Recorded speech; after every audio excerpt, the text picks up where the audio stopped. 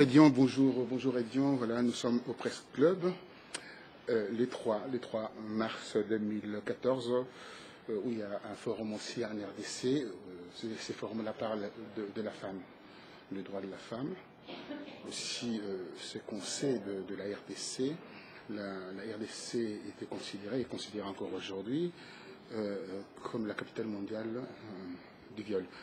Alors, donc, nous, avec notre forum, nous travaillons sur un principe simple, le principe de la liberté de la presse,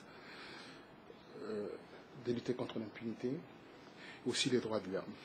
Alors, le forum qui aura lieu ici, au Presse Club, aura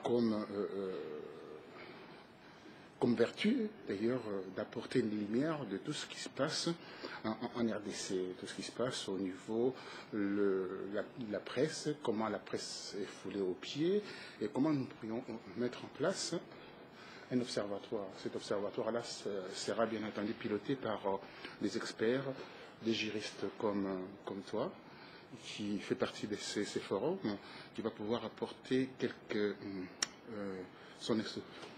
ton expertise là-dessus, afin que les choses avancent, qu'il y ait des recommandations.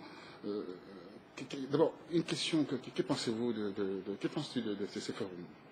Ce forum est très important et j'avoue que c'est une très bonne idée, dans la mesure où l'on constate effectivement en Afrique, mais bon, pour ce que l'on parle de la République démocratique du Congo, parlons-en, l'on constate un certain nombre d'atteintes aux droits des journalistes, notamment la liberté d'expression. La liberté d'expression n'est pas simplement le fait d'aller dans le sens, dans le vent du régime en place. On a parfaitement le droit de soutenir le régime en place. On a aussi le droit de montrer un certain nombre de failles, de défauts qui peuvent exister. Ces failles, je reviendrai parce qu'il y a un certain nombre des organisations non gouvernementales, des ONG, qui pointent ces failles. On peut parfaitement dénoncer un certain nombre de ces failles sans pour autant avoir des répercussions, sans pour autant être poursuivi par les autorités, ça peut être des autorités administratives, des autorités judiciaires. Judiciaire, c'est rare, mais plutôt des autorités policières, donc l'appareil de l'État. Donc ce forum est là pour montrer qu'il y a encore des imperfections dans l'application de la liberté d'expression appliquée particulièrement aux journalistes. Je tiens à rappeler aux amis téléspectateurs que tu es un juriste. Oui. Hein, et les gens devaient savoir, un avocat, pour qu'on puisse avoir la matière, la vraie matière. Mais comment voyez-vous des recommandations qu'on peut faire à ces gouvernements africains? Ce n'est pas seulement le gouvernement congolais, parce qu'on va travailler sur toute l'Afrique. Alors, c'est parti. Je dirais que ces recommandations doivent être en cascade. Déjà, il faut commencer par décrire le cadre législatif. Quand je parle de législatif, c'est plutôt le cadre, le dispositif législatif international.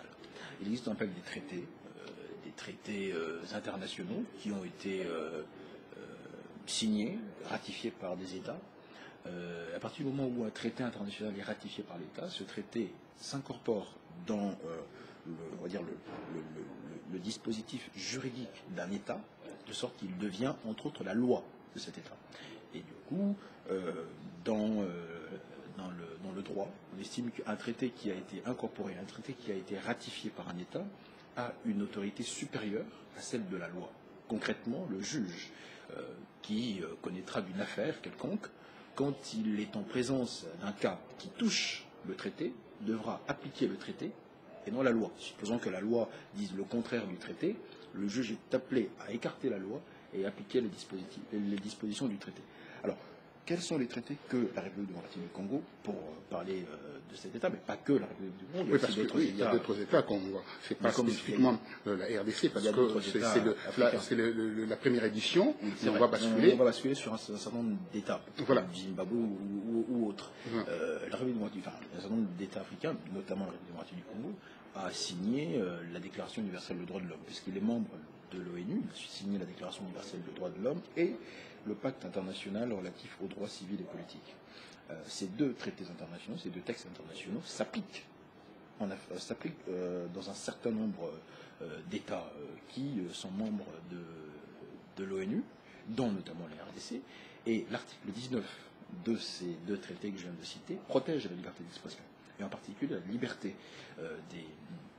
liberté des journalistes.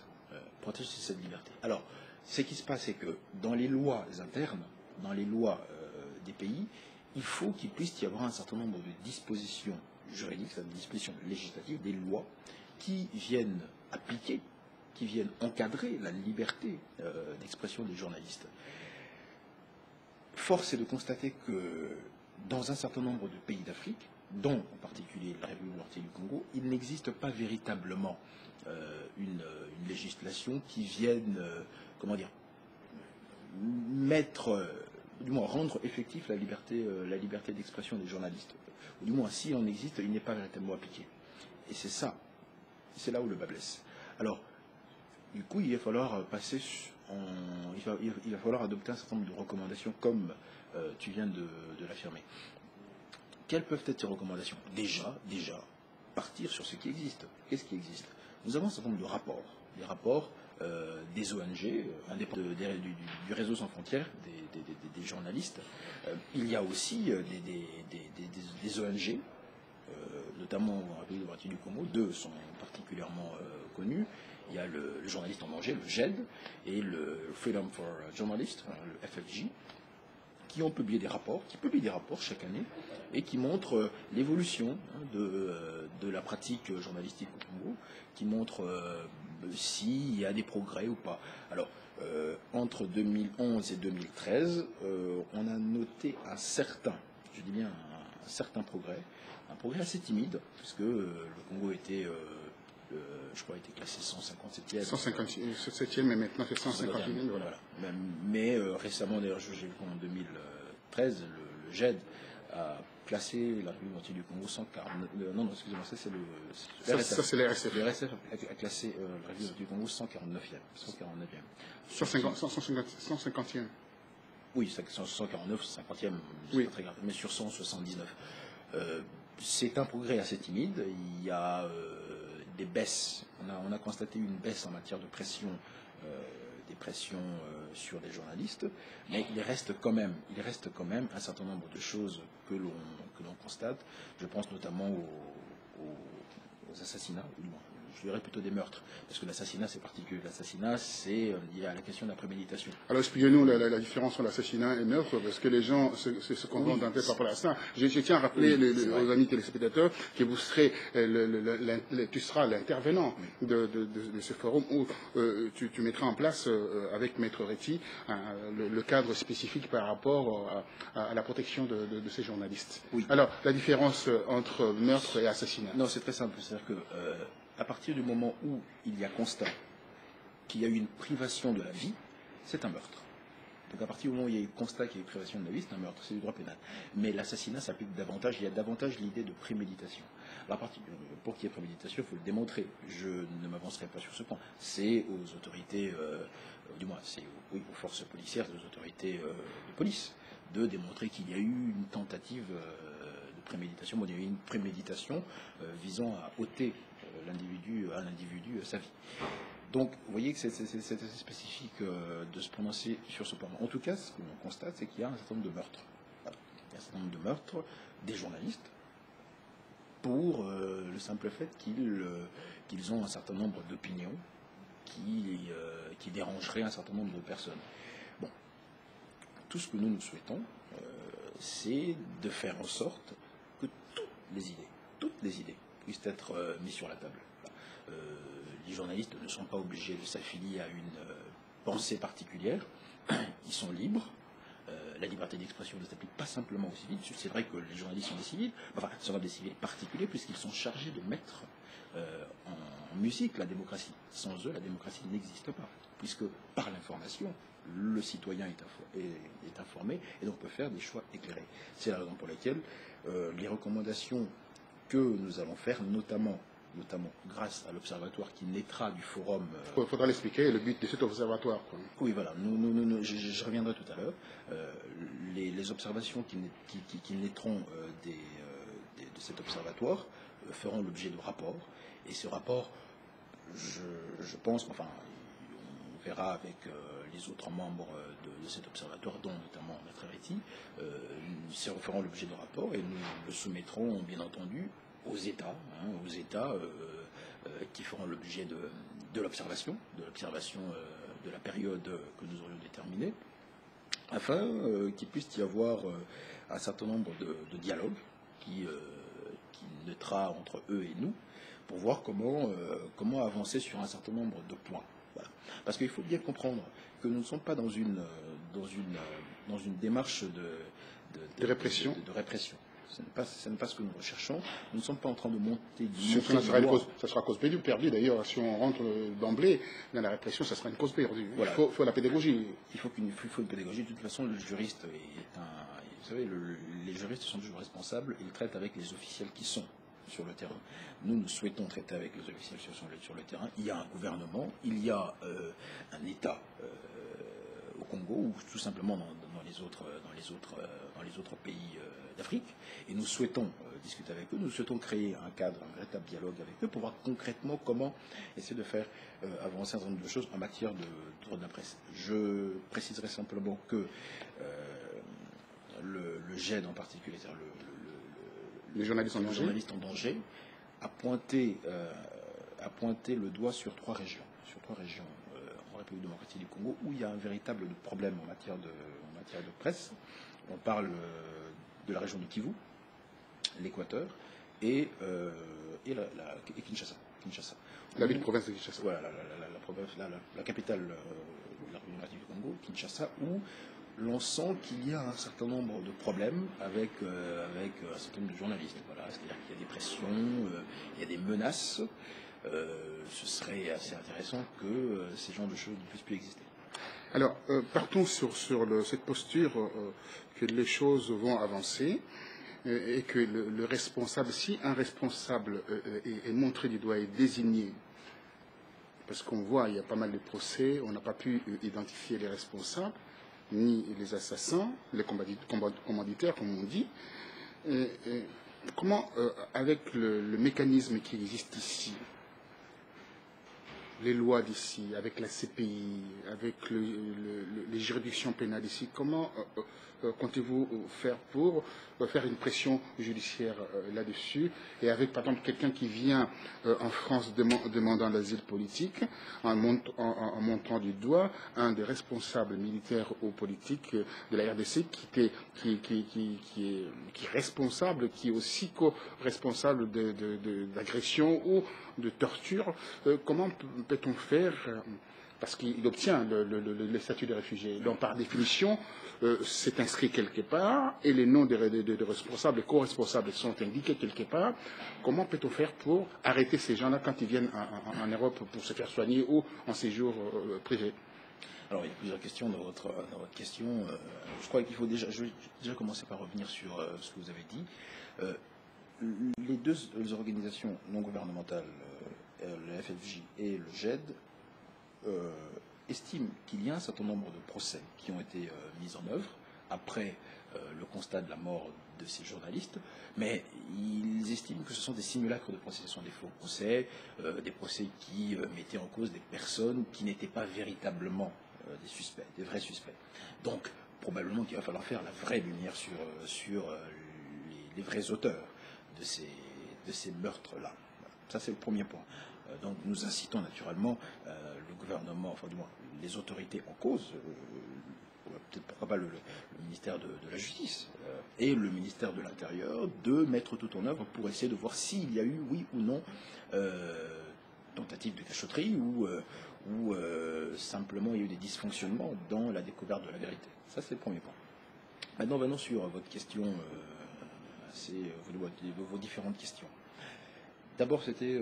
C'est la question déjà au niveau du mécanisme avec la CPI, oui, comment on peut voir avec la juridiction, les juridictions d'ici, voilà, parce qu'il y a énormément de juridictions, même en Belgique, il y a aussi cette particularité de la Belgique où on peut rester en justice, ce qu'on appelle la particularité universelle, je crois, si je m'abuse. Oui, la compétence universelle. Oui, voilà. C'est particulier.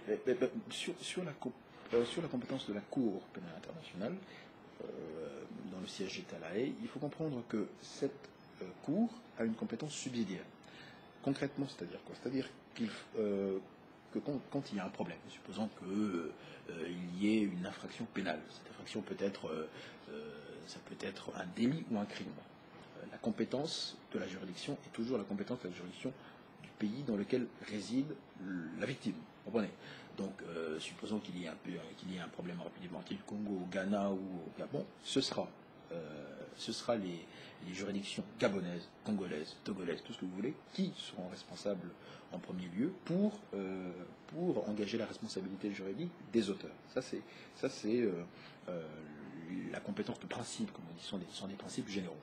En revanche, dans le cas où l'on constaterait qu'il y a une impossibilité, comment dire, soit volontaire ou involontaire du pays en question, d'attraire, de faire en sorte que les suspects puissent comparaître devant ces juridictions, alors on peut éventuellement penser à la compétence subsidiaire de la Cour pénale internationale. Alors, la Cour pénale internationale est compétente pour plus précis, compétente sur 4 questions. Ça concerne les questions de génocide, les crimes de guerre, les tortures, les crimes d'agression et les crimes contre l'humanité. Alors, les agressions, du moins, les problèmes que rencontrent les journalistes ne rentrent pas véritablement dans les 4 catégories que je viens de vous citer. Donc, ce serait assez difficile de saisir la Cour pénale internationale pour de tels problèmes. Tout ce qui peut être fait, tout ce que l'on peut mettre en œuvre pour le moment, c'est comme l'on disait, un vrai dialogue avec les autorités nationales pour faire en sorte que dans la législation interne, que l'on prenne véritablement en compte la question de la protection des journalistes et que les juridictions nationales puissent être extrêmement rigoureux en matière de protection et donc de sanctions, et donc des sanctions sur les auteurs des faits qui auraient porté atteinte à la liberté d'expression des journalistes. En revanche, le dernier point qui est très très très important, vous savez... Vous rajouterez aussi par rapport aux compétences universelles de la Belgique. La compétence universelle de la Belgique concerne un autre point, je reviendrai tout de suite, parce que cette compétence universelle n'est pas simplement reconnue en Belgique. La France aussi, les juridictions françaises se reconnaissent une certaine compétence universelle, du moins dans certaines matières. Ce sont des questions. Là, nous sommes en train de parler des questions pénales. C'est le droit pénal, parce que le droit de la presse, le droit répressif de la presse concerne le droit pénal. C'est un volet particulier du droit pénal. Or, dans le droit pénal, il y a quand même un aspect très important qu'il faut caractériser. Caractériser, c'est mettre en lumière. Les juges sont appelés à mettre en lumière pour ensuite condamner une personne. C'est ce qu'on appelle l'élément moral. Il y a l'élément matériel, c'est-à-dire, supposons qu'il y a meurtre. Il faut constater qu'il y a, c'est pas moi, qu'il y a eu le fait de ôter la vie à un individu. Voilà. Ensuite, parmi les choses à caractériser, ce qu'on appelle l'élément moral. L'élément moral, c'est l'élément intentionnel, mais enfin un élément intentionnel assez particulier. Il faut déterminer qu'il a eu l'intention de donner la mort. Et cette intention de donner la mort, vous savez, c'est très difficile, ça ne se devine pas. C'est pas non, mais avec investigation, avec enquête. Il faut que l'on démontre véritablement que cet individu a eu l'intention de donner la mort. Donc vous comprenez que ce n'est pas si facile que cela, en fin de compte, d'engager la responsabilité des suspects qui ont pu participer, on va dire, à la disparition physique d'un journaliste. Toutes ces genres de choses, toutes ces questions qui sont au fond un peu techniques, puisque oui, c'est vrai qu'il va falloir quand même définir légalement l'élément moral, ça relève en fin de compte du législateur, en particulier, puisque l'on parle de RDC, ça concerne le législateur congolais, qui devra préciser dans sa législation de quelle manière devra-t-on définir l'élément moral en matière de droit de la presse. Donc, tout ce que l'on peut faire, alors du coup c'est là où j'en viens à l'observatoire qui va naître du forum, avant de venir à votre question sur la compétence internationale. Le forum international qui aura lieu le 27 mars débouchera sur l'existence, la mise en place d'un observatoire de la presse, qui concernera l'Afrique en général, mais on commencera d'abord par la RDC, ensuite on s'étendra sur d'autres pays. Nous allons émettre un certain nombre de recommandations sous forme de rapport, et ce rapport sera, entre autres, nous souhaitons en tout cas, puisse être adressé à l'État qui fera l'objet de notre étude. Et là, en particulier, ce sera la République démocratique du Congo, avec, pourquoi pas, un certain nombre de recommandations sur la façon de protéger concrètement les journalistes, les journalistes, que ce soit en état de guerre ou hors guerre. Parce que souvent, quand en état de paix, c'est la responsabilité de l'État de protéger ses civils. Et quand c'est en état de guerre, du coup, on passe sur une convention particulière, on appelle la Convention de Genève, qui protège les civils, ou du moins les combattants. D'abord, ce sont les combattants, les personnes qui sont engagées dans le conflit armé, et de manière résiduelle. Mais enfin, c'est un protocole particulier qui le prévoit. Les civils en temps de guerre. Et ça me permet de faire le lien avec votre question en matière de compétences universelles. C'est-à-dire que si, pendant cette période, l'on constate qu'il y a eu un certain nombre d'infractions graves contre l'homme, et qu'il y a une carence auprès des autorités étatiques, particulièrement des autorités judiciaires, mais d'abord l'autorité de police, dont l'objectif est d'arrêter les suspects et de les traduire devant les autorités judiciaires. S'il y a une carence dans cette activité-là, effectivement, un certain nombre d'États, pour le moment ce sont les États européens, on a vu cela avec l'Espagne, puisque l'Espagne a reconnu une compétence universelle, notamment, vous savez, avec le cas Pinochet. Et les cas aussi, Paul Kagame. Il y a encore la Grande-Bretagne qui a pu, à un moment donné, juger un certain nombre de personnes. On pense notamment à Pinochet encore, mais aussi la France, un certain nombre d'États, dont la Belgique aussi, se reconnaît une compétence universelle pour attraire ces personnes devant sa juridiction et les juger au regard, comme je viens de le dire, des 4 catégories qui fondent la compétence de la Cour pénale internationale, c'est-à-dire les crimes de guerre, les crimes contre l'humanité, les agressions, etc. Je souhaiterais rester en fait au niveau de la Convention de Genève de 1958, de juillet 1958, oui, qui spécifie clairement au niveau de l'obtention de statut de réfugié. Quelqu'un qu'on leur octroie ce statut de réfugié, par définition, son dossier a été regardé à la loupe avec 2 éléments en appui, des tortures, des crimes, etc., ou autres. Oui, il a fait objet. Si les noms de ces responsables-là sont marqués, est-ce qu'il n'y a pas moyen de poursuivre ces personnes ? Bien entendu que si. Alors, précisons les choses. Dans la plupart des cas, vous savez, quand une personne vient dans un pays tiers, quitte son pays pour aller dans un pays tiers, demander le statut de réfugié, d'être protégé parce qu'il a connu ou il a peur de connaître un certain nombre de répressions et donc de subir des problèmes par rapport à sa vie, par rapport à sa situation économique, à sa famille. C'est assez difficile de faire le lien entre une autorité hiérarchique bien déterminée. Je prends par exemple le cas d'un ministre. Vous dites que je suis persécuté par un ministre, c'est assez difficile. Le ministre passe très souvent par le canot des subalternes. Voilà, des subalternes, des gens qui vont plutôt exécuter ce genre de choses. Alors, parlons par exemple des individus qui sont bien connus, mais qui sont à l'échelle assez bas de la hiérarchie, qui sont très connus, qui sont bien connus, et qui ont par exemple perpétré un certain nombre des atteintes à l'intégrité physique des individus qui recherchent la protection auprès de l'État tiers. Si ces personnes arrivaient à voyager, par exemple, c'est évident que l'on peut, oui, bien entendu, saisir la juridiction de l'État dans lequel ils se trouvent pour appréhender ces individus, du moins pour que ces personnes puissent être jugées et voir si effectivement ils sont des coupables. Et s'ils sont des coupables, ils connaîtront la sanction qui leur est réservée, c'est évident. Enfin, n'oublions quand même pas que il faut qu'il y ait un procès fait de manière équitable. C'est la raison pour laquelle on parle de suspect et non pas de coupable, puisque si on parle de coupable... Présumé innocent, bien entendu. C'est le non-respect de la présomption d'innocence. Pour le moment, ce sont des coupables, enfin, ce sont des suspects.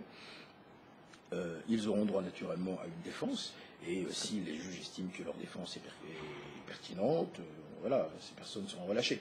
Mais on peut observer, pardonnez-moi, oui. on peut observer le cas de Jean-Pierre Mbemba, qui n'a pas lui-même participé au génocide, entre guillemets, au massacre de la population de Centrafrique. Mais il se trouve à la CPI aujourd'hui. En ce qui concerne Jean-Pierre Mbemba, c'est un cas particulier. C'est un cas particulier. Déjà, la Cour ne s'est pas prononcée sur son cas. Il y a une affaire en cours. La procédure est en cours. Attendant. 8 ans déjà, quand même. 7 ans et demi. Oui, la procédure est assez longue parce que vous savez, Oui. il faut établir les faits. Il faut quand même préciser qu'il n'existe pas des polices. Il n'existe pas une police internationale. Parce que le rôle de la police, c'est quand même de rechercher les faits, de réunir l'ensemble des faits matériels qui seront soumis au regard des juges pour qu'ils puissent juger. Le problème, c'est que ça prend du temps. Et donc, c'est pas toujours évident d'informer, selon le langage pénal, d'informer l'affaire. Ça, c'est le premier point. Jean-Pierre Mbemba, c'est assez particulier. C'est une affaire très, très, très, très particulière. Attendons que la Cour puisse se prononcer, parce qu'il y a le temps politique, il y a l'activité politique. C'est probablement un conflit personnel. Je ne sais pas très bien le problème, mais c'est évident qu'il y a eu un espèce de contentieux, pardonnez-moi cette expression juridique, de contentieux entre le président en place et un certain nombre de personnes envers Jean-Pierre Mbemba. Attendons la réponse judiciaire, c'est-à-dire de la Cour pénale internationale. Pour le moment, l'affaire est en cours. À partir du moment où vous savez, le procès pénal est assez simple. Il y a d'abord une accusation qui est portée. Voilà, l'accusation est portée par le ministère public, mais il peut aussi y avoir la voix de la partie civile, c'est-à-dire les victimes, qui viennent saisir soit le ministère public ou directement la juridiction. Et du coup, il y a procès. Alors, on va entendre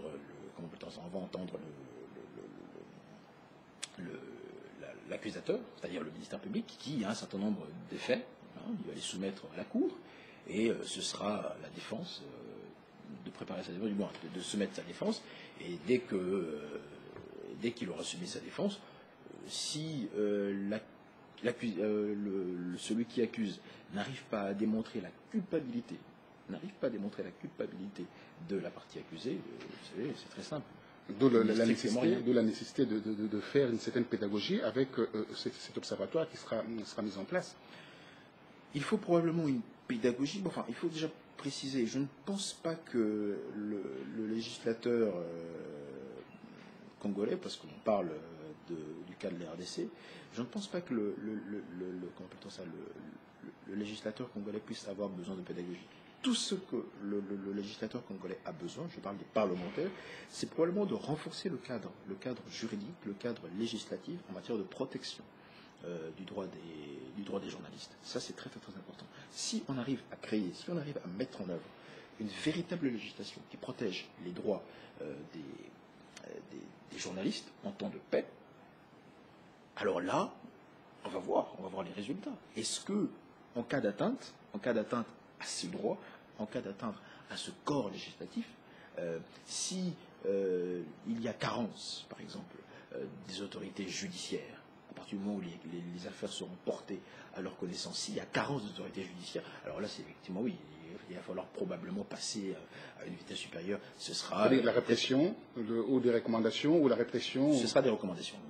On saisira directement, pourquoi pas, on verra un certain nombre d'autorités pour essayer de faire en sorte que les juges puissent directement faire leur travail. Mais vous savez, quand il n'existe pas des lois, parce qu'il ne peut pas y avoir des arrestations et des condamnations sans texte, il faut qu'il y ait un texte. Quand il n'existe pas un cadre légal, c'est assez difficile de mettre en cause l'autorité judiciaire. C'est assez difficile de mettre en cause les juges.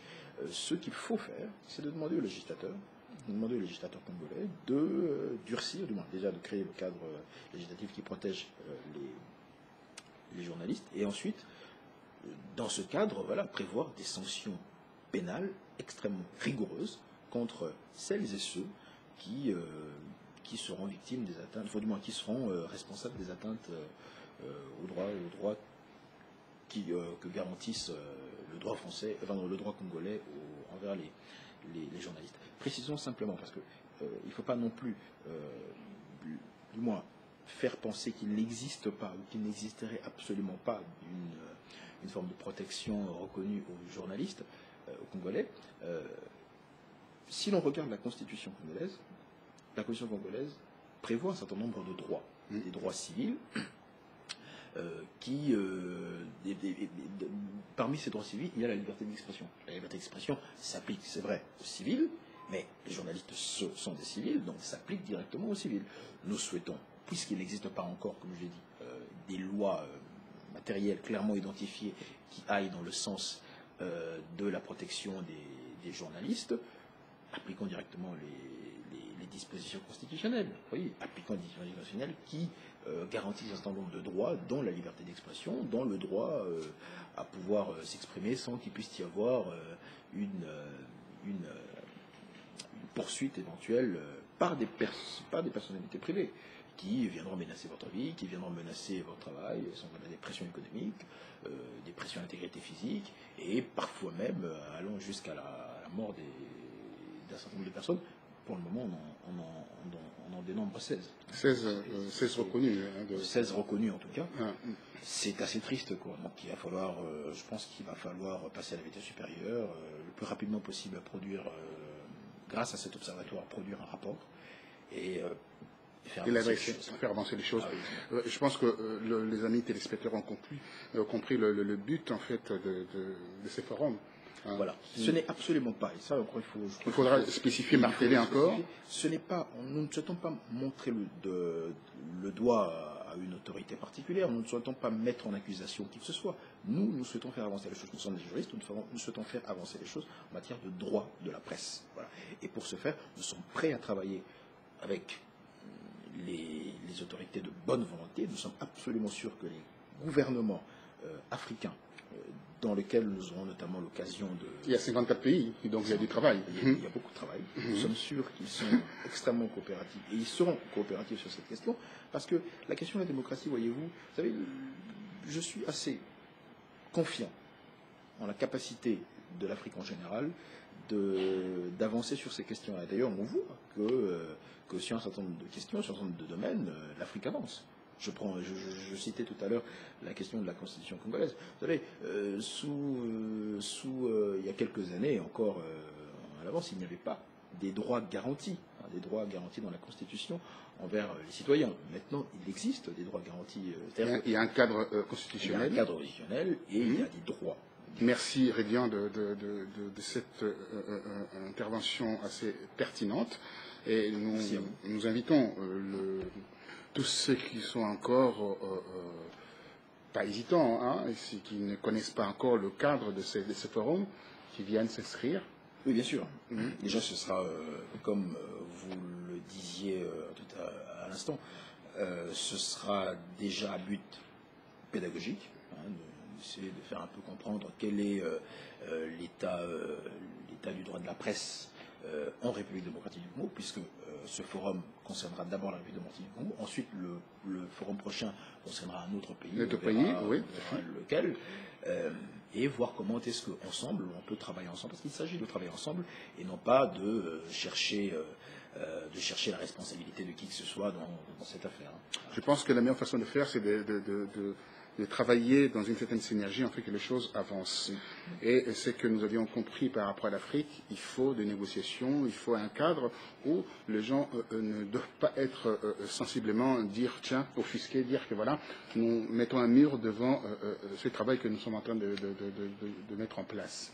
Et il est évident aujourd'hui, par rapport à ce travail, nous allons aller dans des pays où le droit et la liberté de la presse ne sont pas bafoués, comme l'exemple du Sénégal, c'est un bel exemple, et où on voit la presse est vraiment libre. Et chez Obiang Nguema aussi, Guinée équatoriale, Malabo, on voit aussi, voilà, donc ces exemples-là, on va utiliser aussi pour que les autres pays qui foulent au pied la liberté de la presse suivent ces exemples. Peut-être de dernier point, si vous précisant simplement que, alors là, mon intervention a été oui. Mon intervention s'est limitée sur la question des atteintes aux droits de la presse, aux droits de la presse en République démocratique du Congo, mais en matière de liberté de la presse cette fois-ci.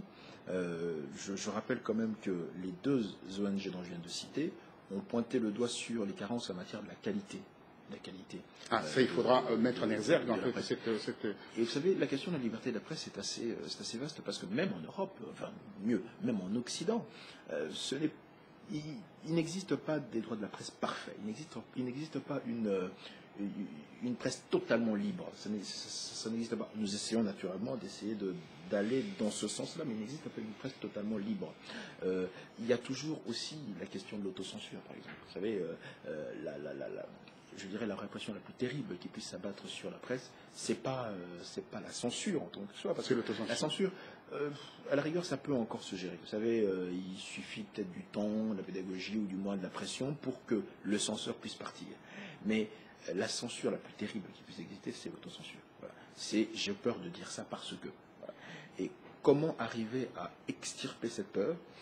Ça, c'est une autre question. Et je ne pense pas que dans les pays que vous venez de citer, que ce soit le Sénégal ou la Guinée équatoriale, il n'y ait aucune autocensure. Non, je pense qu'il y a sur certaines questions. Tout à fait.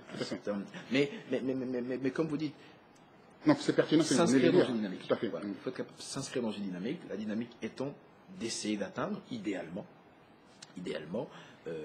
une liberté de la presse qui puisse non pas être totale, parce que attendez, il faudra aussi bien comprendre. Vous savez, une liberté de la presse qui est totale, ça devient totalitaire, puisque une liberté poussée au bout devient devient une anti-liberté. C'est contre-productif. C'est la raison pour laquelle il existe une responsabilité en matière de presse. La responsabilité, on peut le voir de manière assez très simple, disons des infractions en matière de diffamation. Voyez. Donc on n'a pas vraiment le droit de tout dire. Un journaliste, ce n'est pas parce qu'on est journaliste qu'on a le droit de tout dire. Si vous salissez la réputation d'un individu, il est évident que cet individu a parfaitement le droit de vous attraire devant une juridiction pour engager votre responsabilité. Et si la juridiction estime que vous avez outrepassé votre droit, c'est évident que vous aurez une sanction par rapport à cela. Donc, encore une fois, nous ne souhaitons pas non plus atteindre une liberté totale, ça n'existe pas. Mais la liberté bien conçue, bien comprise, qui va naturellement de pair avec la responsabilité, doit sévir. Et l'existence même de cette liberté, c'est ce que nous recherchons. Mais pour l'instant, en République démocratique du Congo, mais aussi pour d'autres pays, l'objectif est déjà de sortir de la torpeur dans laquelle est plongé un certain nombre des journalistes, puisqu'ils n'arrivent déjà pas, certains d'entre eux, pour la plupart même, n'arrivent déjà pas à faire véritablement leur travail.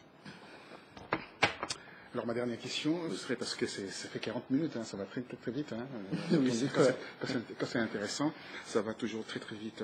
Alors les Nations Unies nous apportent l'eau dans notre moulin. Oui. On vient de voter une résolution il y a l'année dernière, donc au mois de novembre. Oui. Le 26 novembre. Oui, parlons sur la liberté de journalistes. Je ne sais pas si c'est la liberté, la protection des journalistes dans des zones de conflits, de guerre, etc. Expliquez-nous un peu cette résolution. Alors disons que déjà la résolution a d'abord fait l'objet d'une proposition de la France. Encore une fois, la France, il faut saluer, à rendre hommage à la France par rapport d'abord à la résolution 2098 par rapport à la RDC pour mettre en place tout un mécanisme de protection de la population, etc. Aussi la force d'intervention rapide. Et là, il y a encore la France fait un travail formidable sous le quinquennat de François Hollande. Oui, ça montre à quel point la diplomatie française est toujours à la pointe, est toujours en activité. Une résolution a été adoptée le 26 novembre 2013, excusez-moi, 2013, parce que on n'est pas encore 2016. Oui, on voit déjà le 2016 déjà.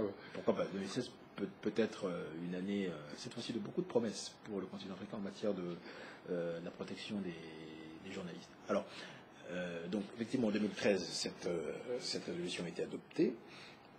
Alors, il faut bien comprendre qu'une résolution de l'ONU n'a pas... Parlez-nous un peu, qu'est-ce que c'est d'abord une résolution? Voilà, parce que les gens ne comprennent pas qu'est-ce que c'est une résolution. Juridiquement, qu'est-ce que ça veut dire? Ça correspond à quoi?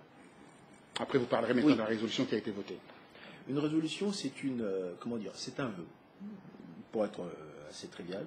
C'est un document juridique, effectivement, c'est un document juridique qui formalise un vœu des États membres de l'ONU, sur une matière donnée. Voilà, sur une matière donnée, nous souhaitons que, et bien entendu, ce nous souhaitons que sera traduit juridiquement par ce qu'on appelle un dispositif législatif, enfin un dispositif juridique. Ce dispositif juridique, c'est ce qu'on appelle une résolution de l'ONU.